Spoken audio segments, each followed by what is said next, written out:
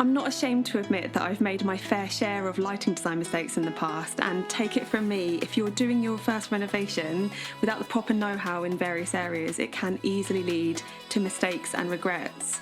But since making mistakes and preventing them in thousands of student and client projects ever since, I want to help you prevent them too. I have a lot to share in this video, so let's get straight into it.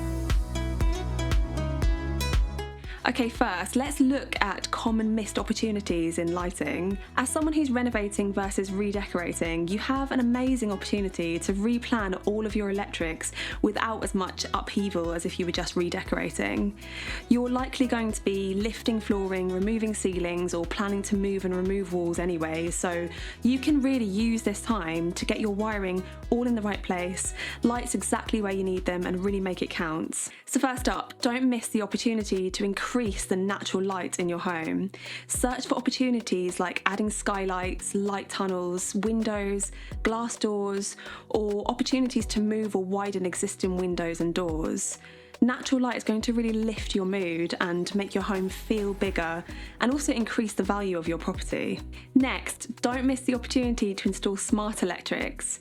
Now, you might think it sounds a little bit gimmicky, but it's the future, and it's imperative if you're building a slightly more complex lighting design that will otherwise have a lot of switches on the wall, which is way too confusing. Having smart electrics set up, it means that your lighting and electrics will all be run via an app that you can program on your phone, and actually anywhere in the world. That means you can switch on or off lighting as a home security measure when you're out of the country.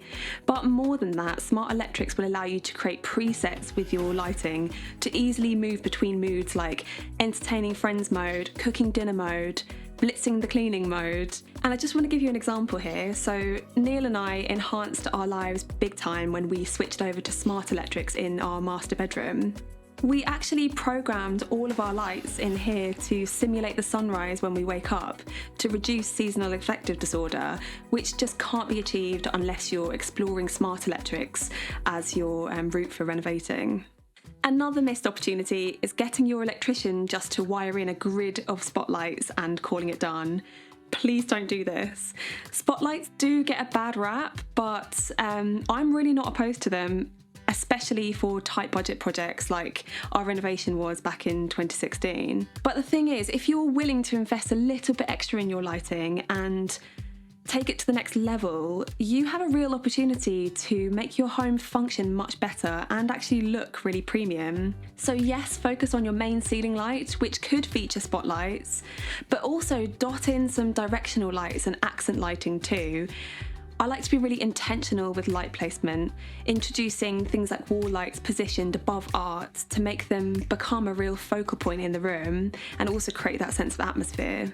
I really like to install directional lights above kitchen units or fridges and pantry cupboards, which cast this really functional pool of light just above. Or I make sure that there's cabling in place for any joinery lighting, which can create a huge difference in atmosphere. Remember, what you light will be on show, so make sure it's really worth it, and we'll get onto this in a second. So another missed opportunity is forgetting all about 5 amp sockets. I know I'm taking things one extra layer of geek, but hear me out. You might be wondering how time consuming it's going to be to individually go around the room switching on and off all of your wall lights, main lights, lamps, floor lamps, and decorative lights one by one. And the answer is 5 amp plug sockets. They're different to your usual sockets that charge your Hoover or your phone.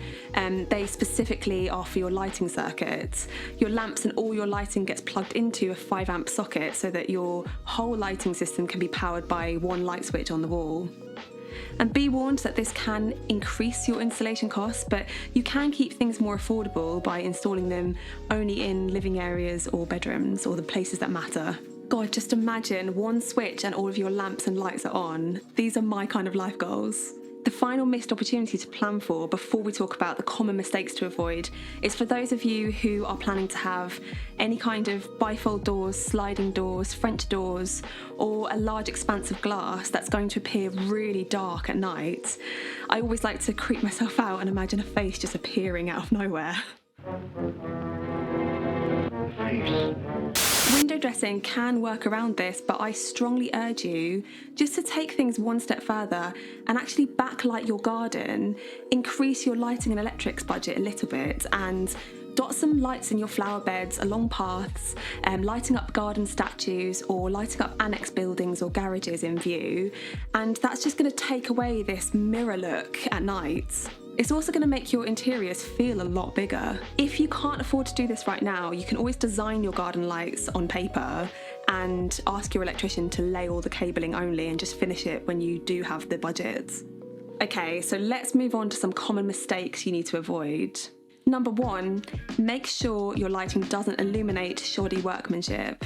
Anywhere you place a light source, the area directly beneath it, or above it if it's an uplighter, is going to become illuminated and in focus. Remember this when you're drawing up your lighting plan, and be really cautious about positioning things like wall lights and shower niche lighting. Ask yourself things like, is the plasterwork beneath the light impeccably smooth? Have the tiles been installed perfectly, or will it illuminate a bad tile job? Is the lighting going to make a feature of rough brickwork and textured surfaces? These are all really good questions to ask yourself and relay to your contractor who is doing the job. Just let your contractor know that there's going to be a light source above their work, so everything needs to be done impeccably. The next mistake is choosing the wrong lighting temperature. This is such a common mistake, but with a little bit of consideration when you're buying bulbs, it's actually such an easy fix and it can really transform your room. The colour of your light bulbs is actually measured in kelvins, and on the back of the bulb packaging, look for bulbs that are 2700 Kelvin, which outputs a warm white. This is considered the best temperature for interior and architectural design, and anything higher than 3000 Kelvin will look too cool, and this can make your rooms feel really stark. Now, mistake number 3 is not drawing up your lighting plan at all, or the worst thing, leaving it up to your electrician or contractors. I need to give you some tough love here. You cannot wing your lighting on the day the electrician arrives. Give yourself time to plan wiring and lighting placement before all of the walls are plastered or closed in. That means drawing your lighting plan and your electrics for your electrician to follow. For the best results, you need to firm up your lighting plan as soon as your structural and interior layouts are final, so that you're taking into account furniture, joinery and artwork placement.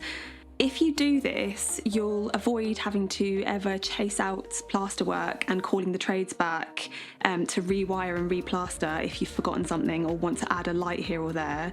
That costs a lot of money and delays to your project. Now, there are so many more lighting mistakes I can talk to you about, so I've listed these in an easily scannable blog post and I've linked it below this video, so take a look there. Before we wrap this up, I wanted to answer a common question renovators have, which is, what sort of drawings do I need to show my electrician, and how do I effectively communicate what I want with contractors? The most effective method is to draw your own lighting and electrics plan so that you can take time to consider lighting placement and your needs for every area of your home. Now, this can feel like a big, weighty, technical and complicated task for new renovators, but it really doesn't have to be. You just need a clear drawing of your floor plan, preferably with furniture in view, and a clear key system, positioning lights where you want them around each room.